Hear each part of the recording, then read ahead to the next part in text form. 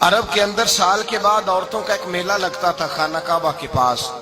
صرف عورتیں اکٹھی ہوتی تھی, میلہ لگا ہوا تھا. ایک تورات جاننے والا یہودی عالم بھی آیا ہوا تھا. وہ بیویوں کے مجمع پہ نظر ڈال کے کہنے لگا, بیویوں, مرد کا کام تو کوئی نہیں عورتوں کے مجمع میں بات کرنا, لیکن میں تمہیں ایک پیغام دینے لگا ہوں. اللہ کے آخری رسول جو مکے میں پیدا ہونے والے ہیں, ان کے آنے کا وقت قریب آ گیا ہے. وہ بیوی بڑی خوش نصیب ہوگی جنہیں ان کی رفاقت ملے گی. عورتوں نے جب دیکھا کہ مرد آ گیا عورتوں کے میلے میں, تو انہوں نے ڈانٹا, جھڑکا, کہا چل اٹھا اپنی کتابیں اور نکل جا. حضرت خدیجہ کہتی ہیں باقیوں نے ڈانٹا, پر میں نے بات پلے سے باندھ لی. میں نے پلے سے باندھ لی اور میں انتظار کرنے لگی کہ اللہ کرے وہ نصیب میرے ہی ہو, اللہ کرے مقدر میرا ہی کھلے. آپ فرماتی میں تسبیح پڑھتی, درود پڑھتی. میں اس زمانے میں جو اللہ کا ذکر جس طرح ہوتا تھا وہ میں شروع کرتی, اور جب فارغ ہوتی تو میں التجا کرتی کہ اللہ میرے نصیبے کھول دے. کہتی ہیں آہستہ آہستہ آہستہ آہستہ میں حضور کی تعریف سننے لگی. آہستہ آہستہ تعریف سننے لگی. نبی پاک صادق ہیں, امین ہیں, سچے ہیں, دیانتدار ہیں. اس برے اور میلے معاشرے میں بھی وہ سب سے اعلیٰ بھی ہیں اور سب سے اجلے بھی ہیں, وہ سب سے پاکیزہ ہیں. میں سننے لگی تعارف. آہستہ آہستہ میں ان کی گرویدہ ہونے لگی. ادھر نبی پاک صلی اللہ علیہ وسلم اپنے چچا جناب ابو طالب کے پاس رہتے تھے. قحط آ گیا, حالات بگڑ گئے. حضور سید عالم صلی اللہ تعالی علیہ وسلم سے چچا کہنے لگے, بیٹے اگر مال تجارت لے کے شام جاؤ تو بڑا نفع کماؤ گے, ہمیں ضرورت بھی ہے, اور اگر ہو سکے تو ختیجہ کا مال لے کے جاؤ. نبی پاک نے کہا چچا میں نہیں کہوں گا کسی سے جا کے, میں نہیں کہتا کسی سے جا کے, جو میرے نصیب میں ہوگا میرا رب خود عطا فرمائے گا, میں نہیں کہوں گا. مصطفیٰ نے تو نہیں کہا. حضرت خدیجہ رضی اللہ تعالیٰ عنہ کہتی ہے میں نے خود اپنی خادمہ کو بھیجا. میں نے کہا جا کے پوچھو تو صحیح کہ میرا مال قبول ہوتا بھی ہے کہ نہیں, پوچھو. نبی پاک صلی اللہ علیہ وسلم سے پوچھا.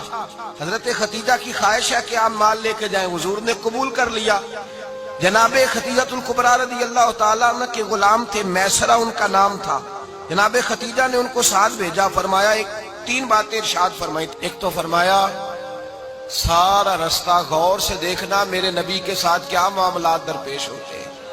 ابھی اعلان نبوت نہیں کیا. فرمایا ذرا غور کرنا, میرے مصطفیٰ کا مطالعہ کرنا اور مجھے واپس آ کے سبق سنانا. وہ جو تم نے چہرہ بددعا کی تلاوت کی ہو ذرا مجھے واپس آ کے سنانا. جنہاں نے دل بر جانی ڈٹھا ہو اکھیاں ہی تک لیاں, تو ملے ہوں تے ساجن ملیا ہوں ناساں لگ پئیاں. ذرا جا کے نا تلاوت کرنا اور مجھے دکھ. اور دوسرا فرمایا تم میرے غلام ہو تو مصطفیٰ کے بھی غلام بن کے رہنا. میں سنتی ہوں کہ کردار کے, افکار کے, نظریات کے, عظمت کے بلند و بالا, وہ جیسے کہیں ویسے کرنا. اور تیسری حضرت خدیجہ نے نصیحت فرمائی. فرمایا محمد ابن عبداللہ صلی اللہ علیہ وسلم کی رائے سے اختلاف نہ کرنا. یہ چلتے ہوئے معاہدہ کیا, جو وہ کہہ دے سو کر جانا. غلام کہتے ہیں میں ساتھ گیا, باتیں میں نے سن لی, لیکن جب سفر شروع ہوا نا ابھی چند منزلیں طے ہوئی تھی. میں نے کہا خدیجہ آپ نے کیا نصیحت کرنی تھی, ان کے ساتھ جو رہے گا وہ ان کا غلام ہی بن جائے گا. ان کے ساتھ جو رہے گا تو اجے میرا محبوب نہیں ڈٹھا جن ویکھ کے چن شرماوے, جے رکھے ہاتھ پھلاں وچ ہاتھ نال پھلا رل جاوے, ادھی راتی چن چڑھ جاندے جدوں جلوہ فرماوے. مایا جو بھی ساتھ رہتا غلام ہو جاتا. میسرہ کہتے میں گیا, تجارت شروع ہوئی.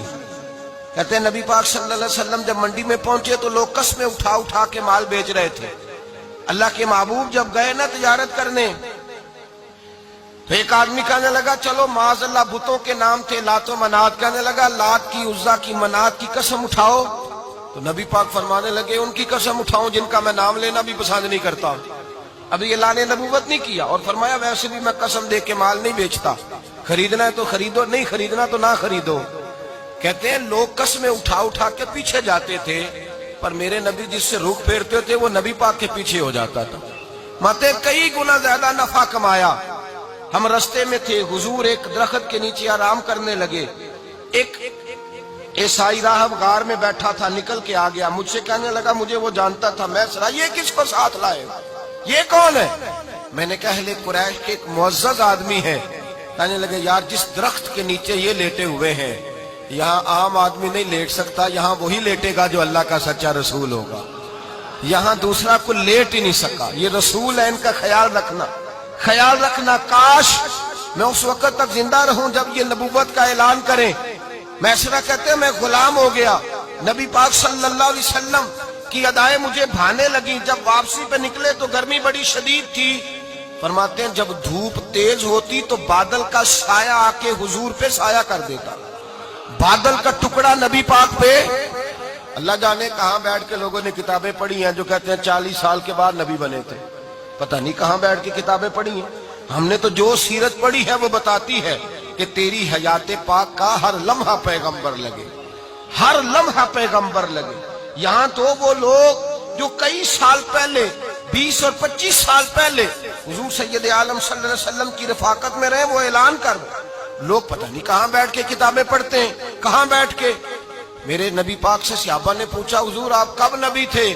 فرمایا ابھی آدم کی مٹی گوندی جا رہی تھی، ابھی آدم کی مٹی گوندی جا رہی تھی، میں تب بھی اللہ کا رسول تھا.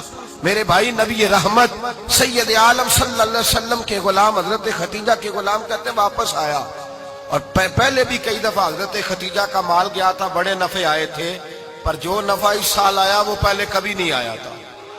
کہتے ہیں مجھ سے حضرت ختیجہ کی سہیلی بھی بیٹھی تھی، میں بھی آ گیا. اور جناب ختیجہ کی سہیلی کہنے لگی چل مال کے بارے میں کچھ بتا، کتنا بکا؟ میں نے کہا مال چھوڑو، مصطفیٰ کی سنو. اور پھر کہتی چلو ٹھیک ہے، بادل سایہ کرتا تھا، چلو ٹھیک ہے. تم سے راہب نے پوچھا تھا یہ صحیح ہے، انہوں نے تیری سارے رستے بڑی خدمت کی، تیرا بڑا خیال رکھا، پر یہ بھی بتا تجارت کیسے ہوئی؟ تو میسرہ کہنے لگا زندگی میں نے بھی ساری گزار دی ہے، پر اس رسول کے ساتھ 4 دن ہی گزارے ہیں. حد ہو گئی مجھ سے، اور کچھ نہ پوچھو، اور کچھ نہ پوچھو. آ میرے دل آمنہ کے لال کی باتیں کریں، اور کچھ نہ پوچھو، بس ذکر ان کا چھیڑیے ہر بات پر، اور چھیڑنا شیطان کا عادت کیجئے. بس مجھے حضور کے تذکرے بیان کرنے ہیں، ذکر مصطفیٰ کرنا ہے. حضرت ختیجہ الکبریٰ بڑی متاثر ہوئی. کہتی ہیں مجھے درجنوں لوگوں نے پیغام نکاح دیا تھا پر میں نے سنی نہیں تھی. میں نے نفیسہ کے ہاتھ پیغام بھیجا. میں نے کہا میری عمر 40 سال ہے، ان کی 25 سال ہے، اور میرا احوال اور طرح کا ہے. وہ شہنشاہ ہے، جا کے پوچھو تو صحیح، بھلا میں قبول ہوتی ہوں؟ پوچھو. نفیسہ کہتی ہیں میں آئی تو وہ خاتون جن کے لیے لوگ بڑے بڑے قریش پیغام دیتے تھے، پیغام لے کے آئی.